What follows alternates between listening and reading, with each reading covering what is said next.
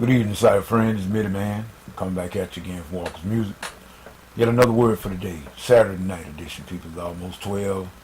Just about to be another day. We give God all the praise and glory. Give Him all the honor. All of it belong to Him. And we thank God for each and every one of you. Sight friends, you know who you are.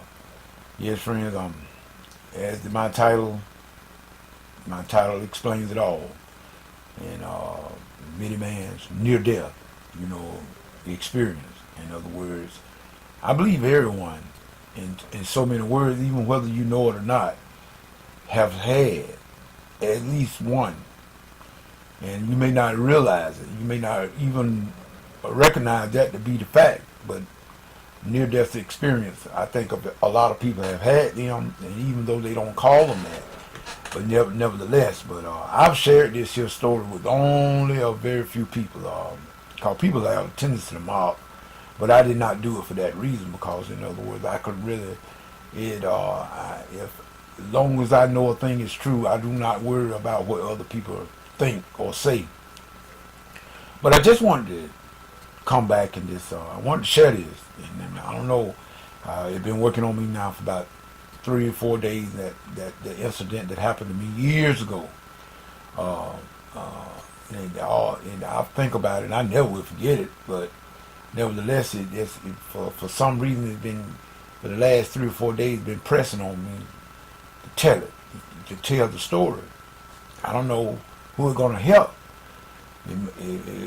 but nevertheless, I must obey.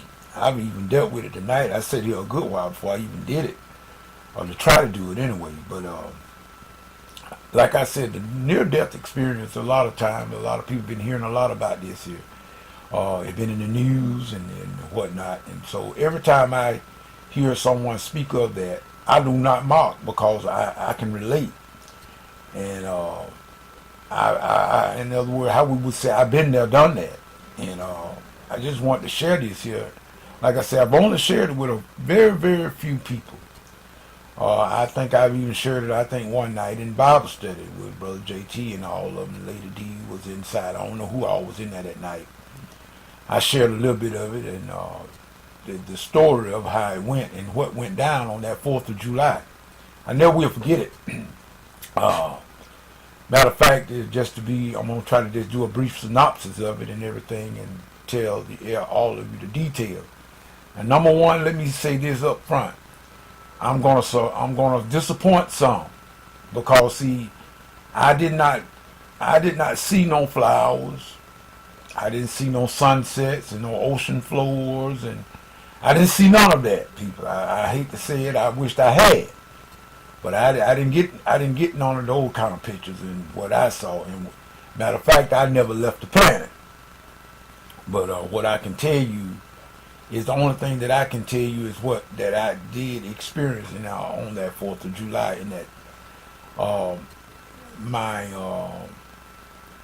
my auntie was having family get together, the barbecue, and it was going to be at her home, and stayed out in the outskirts of town. And me, of course, I never liked that kind of stuff, so I wanted to go to the swimming pool.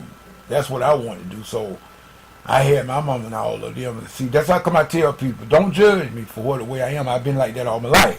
I never liked a whole bunch of, let me just say it this way, I just peculiar. I'm just going to be honest with you. And stuff that the people normally would like, I don't care for it. It doesn't fancy me that way, but what I do like, I like.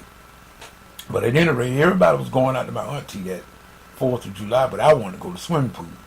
So I told them that they were going to drop me off at the neighborhood swimming pool, which was, I think they call it the Henderson Center. I think that's what they call it, because like I said, with my school, the Henderson High School. And but at any rate, I never will forget it. The swimming pool opened. The hours of the swimming pool was from 2 to 5 in the afternoon, Monday through Sunday. That's the way it was, if I'm not mistaken. It's been a lot of years. Like I said, people, this has been over 40 years ago. But at any rate, this was, I don't even remember, I don't really remember the day of the week. I don't remember the day of the week it was, but I believe it could have been perhaps maybe on a Saturday, or it may have been a Sunday. I'm not for certain. But at any rate, when my mom and they dropped me off, they were going to drop me off at the swimming pool.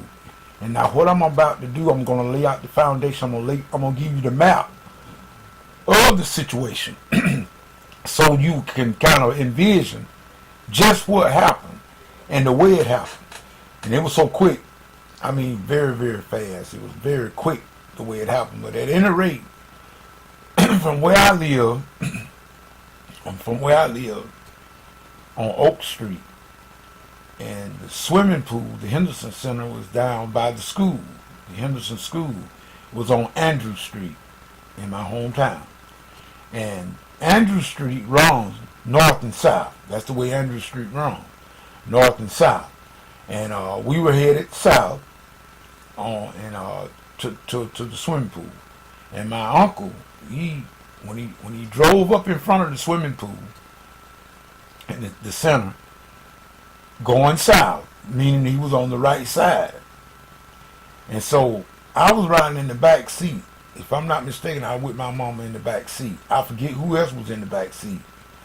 But when I got out of the car, instead of me going to the back of the car, going across the road, meaning now, if you got to understand, we're going south. And the swimming pool was on the left. So that means I had to run across the road from the west going to the east to the swimming pool. That's the scenario. Now envision this.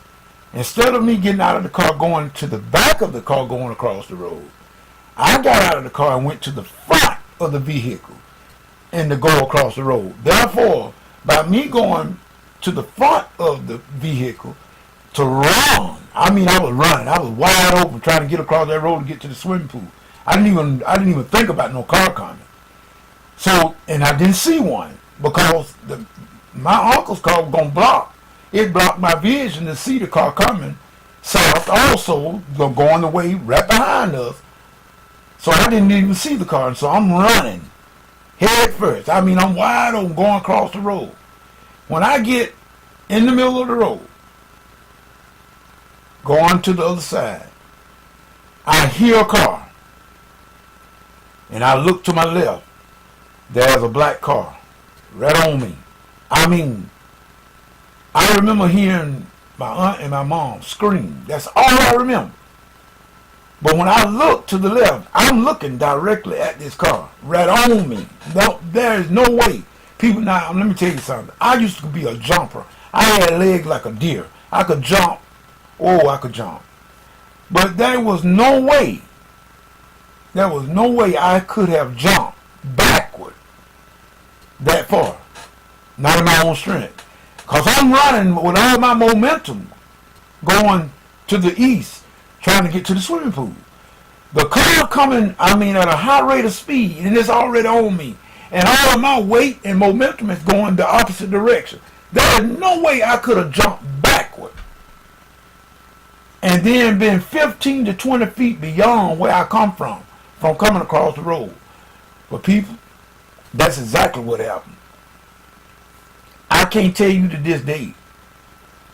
I can't tell you no one to this day. What happened?